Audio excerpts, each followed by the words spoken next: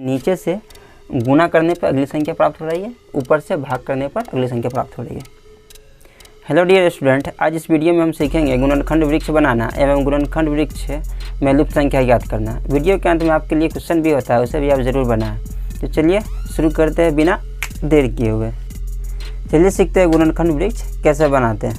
ठीक है, मान लेते हैं एक संख्या मान लेते हैं, ठीक है, कि 504 का गुणनखंड वृक्ष बनाना।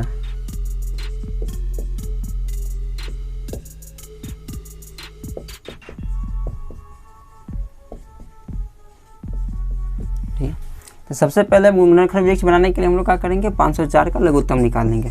ठीक है, लेकिन याद रखना है कि आवाज़ संख्या से इसको भाग लगाएंगे। चलिए फटाफट लघुत्तम निकाल लेते हैं। 2 से लगाएंगे, फिर 2 से लगाएंगे, 63 बार में 3 से लगाएंगे, कितना होगा 21, 3 से लगाएंगे 7। ठीक है, गुणनखंड वृक्ष बनाने के लिए हम लोग क्या करेंगे, एक आयताकार बॉक्स ले लेंगे। ठीक है, हमारा संख्या कितना था 504, इससे भाग लेंगे। अब ए कैपिटल ए बनाएंगे।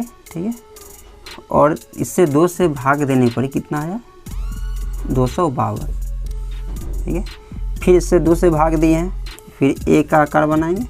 2 से भाग देने पर कितना प्राप्त हुआ है हमें 126। फिर 2 से भाग दिए तो कितना प्राप्त हुआ हमें 63। उसके बाद फिर हमने 3 से भाग दिया, फिर हमने क्या किया 3 से भाग दिया, और 3 से भाग देने पर हमें कितना प्राप्त हुआ 21। फिर हमने इसे 3 से भाग दिया, अब कितना प्राप्त हुआ 7। ठीक है, इस तरीक़े से अगर हम लोग कह सकते हैं कि गुणनखंड वृक्ष अगर हमको लिखना हो तो हम सबसे पहले क्या करेंगे, उन संख्याओं का लघुत्तम कर लेंगे। ठीक है, आवाज़ संख्याओं से। उसके बाद से जो संख्या जिसमें हम लोग भाग दे रहे हैं उसको बड़े आयताकार बॉक्स में लिखेंगे, और जिससे भाग देना है, ठीक है, उसे छोटे आयताकार या वर्गाकार बॉक्स में लिख लेंगे। ठीक है, इस तरीक़ा से हमारा गुणनखंड वृक्ष बन गया। ठीक है, यहाँ ध्यान दीजिएगा कि जो बाहर हमारा संख्या यानी 2 से 504 में भाग दिए तो अगली संख्या प्राप्त होगा, इससे भाग दिए ये संख्या प्राप्त हो गया, ये संख्या, ठीक है, इससे भाग दिए ये संख्या प्राप्त होगा, इससे भाग देने पर ये संख्या प्राप्त होगा, इससे भाग देने पर ये संख्या होगा। यानी ऊपर से भाग की क्रिया करते हैं तो नीचे वाला संख्या प्राप्त हो जाता है। यानी 504 में अगर हम लोग 2 से भाग दिए हैं तो ये 252 के बराबर होगा। ये हमारा क्या हो गया, समीकरण टाइप का हो गया। या नीचे में आप दे सकती है गुना की क्रिया अगर कीजिएगा, यानी कि 7 को 3 से गुना करने में कितना आ रहा है 21, 21 को 3 से गुना करने में कितना आ रहा है 63, 63 को 2 से गुना करने में कितना आ रहा है 126, 126 को 2 से गुना करने पर 252, 252 को 2 से गुना करने में 504। यानी नीचे से गुना करने पर अगली संख्या प्राप्त हो रही है, ऊपर से भाग करने पर अगली संख्या प्राप्त हो रही है।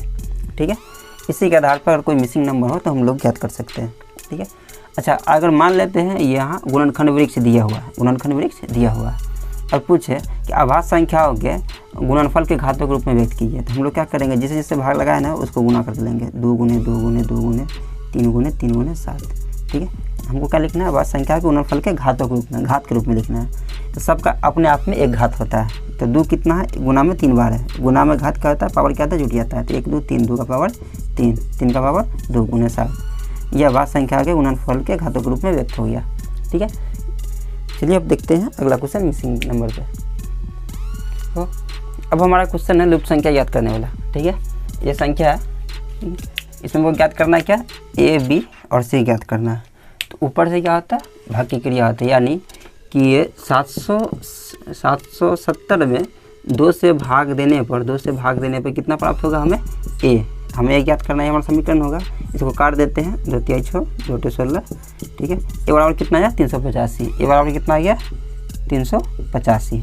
ठीक है, उसी तरीक़े से 385 में 20 से भाग देने में कितना आएगा 77। 385 में 20 से भाग देने पर कितना आएगा 77 प्राप्त होगा। ठीक है, 3 गुना करते हैं, 20 गुने 77 बराबर 385। ठीक है, बी के साथ 77 क्या है, गुना में, उधर जाके किस में हो जाएगा, भाग में। ठीक है, इसको हम लोग काट देंगे तो ये 5 मरतबा में कट जाएगा। बी बराबर कितना आ गया, बी बराबर 5। ठीक है, अगला संख्या हमको क्या प्राप्त करना है, सी। ये 77 को 7 से भाग देने पे क्या प्राप्त होगा, सी। ठीक है, भाग देंगे तो कितना होगा 11 से 77, सी बराबर कितना आ गया 11, ठीक है।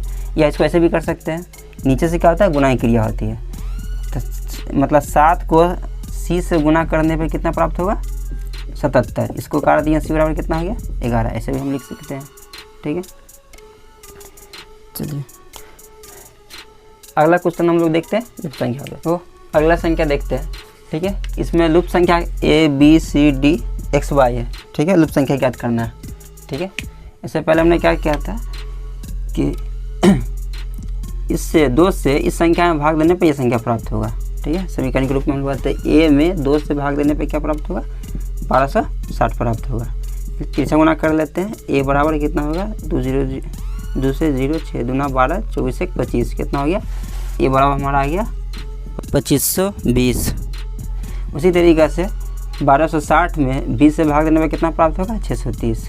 समीकरण बना लेते हैं, 1260 में 20 से भाग देने में कितना प्राप्त होगा 630, के नीचे कुछ नहीं तो एक तिरछा गुना कर देते हैं, 630 गुने B बराबर 1260, ठीक है। इसको काट देते हैं 0 से 0 3 दूना 6, यानी B बराबर कितना हो गया हमारा 2, B बराबर 2, ठीक है। 630 में 2 से भाग देने पर C प्राप्त होगा, 630 में 2 से भाग देने पर C प्राप्त होगा। इसको काट देते हैं 2 3 6, कितना हो गया C बराबर कितना हमें प्राप्त हो गया C बराबर 315। अब हमको D ज्ञात करना है, ठीक है। यानी 315 में D से भाग देने पे कितना आएगा 105, तिरछा गुना कर देते हैं, D गुने 105 बराबर 315, इसे कर दिए। D बराबर कितना हो गया हमारा 3, D बराबर हमारा 3 आ गया। अब हमको क्या ज्ञात करना है X, तो X यानी 105 में X से भाग देने पर 35 आएगा, तीसरा गुना कर दिए 35 गुने X बराबर 105, यानी X बराबर इसको काट देते हैं तो 3, X बराबर 3। या इसको ऐसे भी कर सकते हैं कि X को 35 से गुना करने पे कितना आएगा 105, ऐसे ही बनाएंगे फिर भी 3 आ जाएगा। देखो ऊपर से क्या कहते हैं भाग का, नीचे से गुना का, यानी 35 को ऐसे अगर भी बनाए तो भी X का मान निकल जाएगा। 35 को X से गुना करने पे कितना आना चाहिए 105, 35 से 105 को काटेंगे तो X बराबर कितना आ गया 3, ठीक है। तो नीचे से आप क्रिया 3 आ जाएगा, ऊपर से कीजिएगा तो भी आ जाएगा, ठीक है। भाग से करना हो तो गुना करके आप देख लीजिएगा। अब हमको निकालना है Y, ठीक है। यानी 7 को Y से गुना करने पे कितना आना चाहिए 35, नीचे से गुना करने पर अगली संख्या आती है, ठीक है। तो Y बराबर इसको काट देंगे तो 7 5 35, Y बराबर कितना हो गया 5, ठीक है। इस तरीक़े से आप लुप्त संख्या ज्ञात कर सकते हैं आसानी से, ठीक है। गुणनखंड वृक्ष दिया रहे, ठीक है, भाग की क्रिया कर करके आप आसानी से ज्ञात कर सकते हैं, ठीक है। और वीडियो के अंत में आपके लिए क्वेश्चन होता है, क्वेश्चन को आप ज़रूर बनाएं और हमें कमेंट करें, ठीक है, आपको समझ में आया कि नहीं। तब तक के लिए याद दीजिए, मिलते हैं अगली वीडियो में।